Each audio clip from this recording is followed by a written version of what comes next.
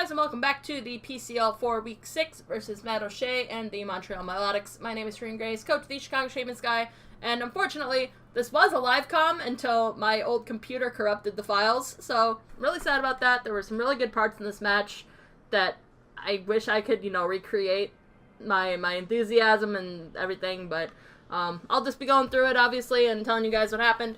And yeah, his team is pretty scary. It's got the dreaded Coco Lucha combo, and he's also got a Skarmory and a Victini. Bandit Victini is terrifying, by the way, but we'll talk more about that later. He's also got Snorlax there, as you can see, and a Manaphy. But I have some pretty cool tricks up my sleeve. I'm actually bringing an Electric Silvally this week, and I've also got some cool stuff on my Talonflame, so let's go ahead and get into the match.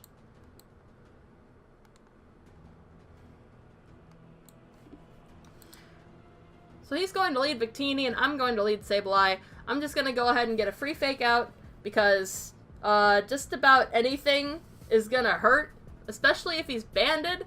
I don't want to take a banded V-Create. It will knock out my Sableye like 3 times over. This thing is crazy strong.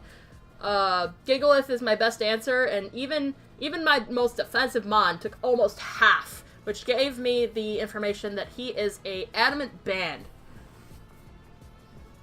He's going to switch out. He doesn't want to risk this right now, and I don't blame him.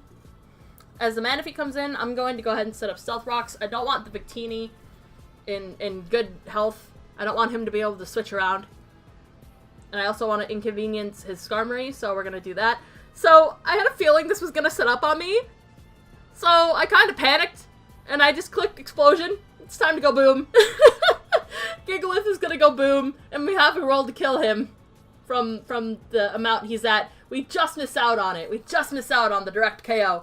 But guess what? I got Sand Up. So the Manaphy is gone. I was so scared of this thing. Like, it was gross. Didn't want to deal with it. But now, speaking of things I don't want to deal with, the Victini is back. But this time, he's going to take rocks. And I pretty much just get to fake out again. I wish I brought Sucker Punch on this, to be completely honest. But, live and learn. So, I need to switch out here. I don't want to take an Adamant Band. I don't want to take an Adamant Band V-Create. I thought Rotom Wash should be able to take this, but it does over half. Resisted. I am pretty physically defensive if I remember my set correctly. That's terrifying.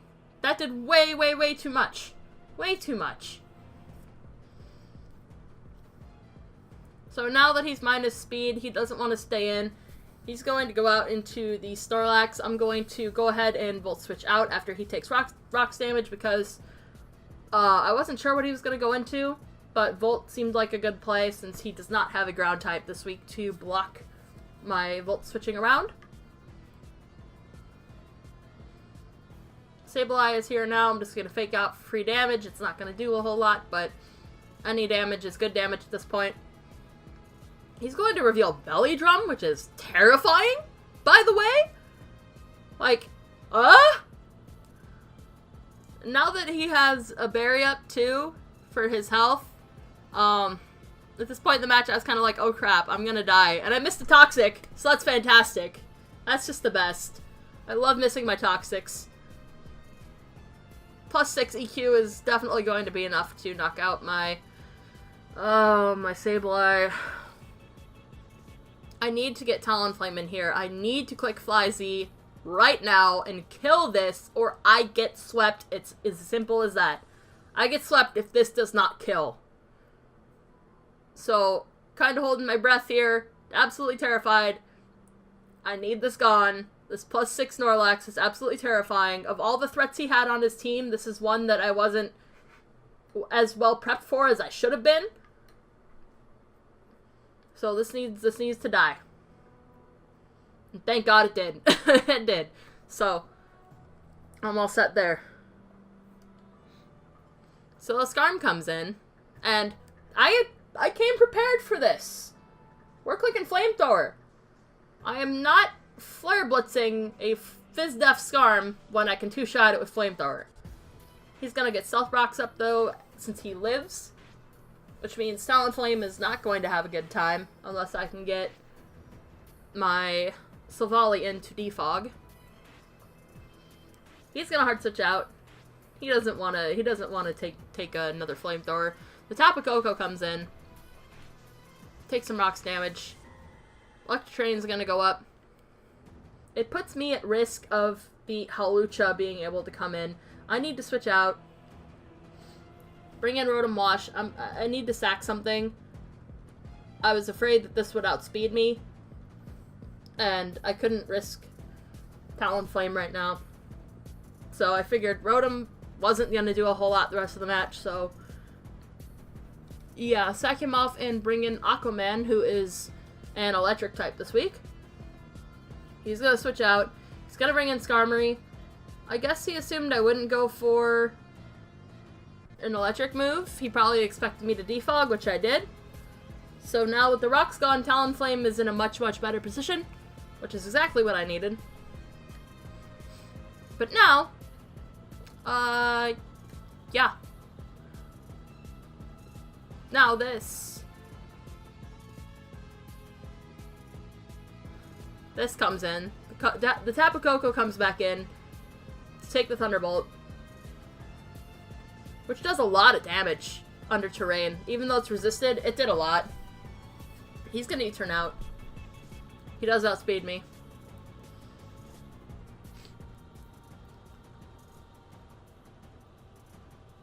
So this is back. And switched right into my Thunderbolt. So, cool. The Skarmory's gone. The terrain is gone, which now means that he needs to bring in... well, I thought he'd bring the Tapu Koko back in, but he brings the Victini, and he's not max speed. So we outspeed and get really, really good damage off. Unfortunately, though, that banded lead create's too strong, and it's going to absolutely demolish my Silvally.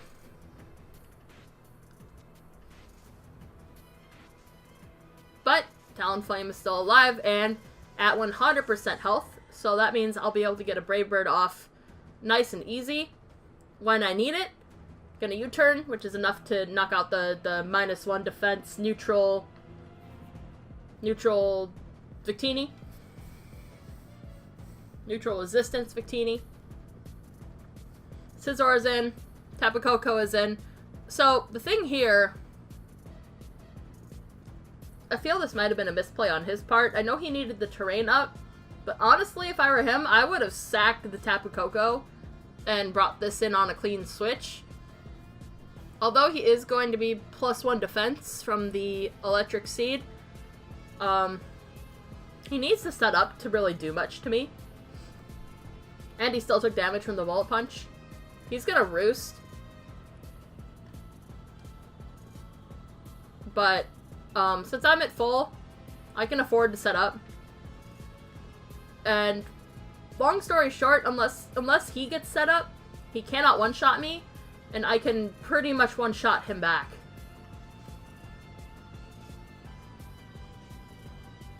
So the plan here is to get set up and take him out and have Talonflame for the priority on the Tapu Koko that should outspeed us. So we're just gonna miss out on the KO. I was so upset when that happened. I watched that go down and down and down, and it stopped. He has less than 3 HP. So, this now forces me to click Brave Bird. Which is, it's not the worst thing in the world, but it leaves us open to the Tapu Koko now, which I needed this priority for. Ideally, I would have had my Z move and Brave Bird, but with the Snorlax problem earlier, I absolutely needed to use my Z move. So the terrain's gonna come back up as this Tapu Koko comes back in. And this is gonna be the closest loss that we've had the entire wait a minute. I outsped the Tapu Koko! Apparently he didn't speed creep, so we're actually going to win 1-0 because he did not speed creep my max speed Talonflame, which was absolutely crazy. When I was recording that, I wish I had my live reaction. It was so fantastic. I was just elated. It's like, what the hell? I outsped, and I shouldn't have. But, so GG to Matt O'Shea. Make sure to check out his links in the description. As always, next week we'll be taking on Lux for week 7 versus his Groningen Gallade. So make sure to check that out. I will see you all next week. But until then, remember, never fall from grace, and let's go Shy Sky.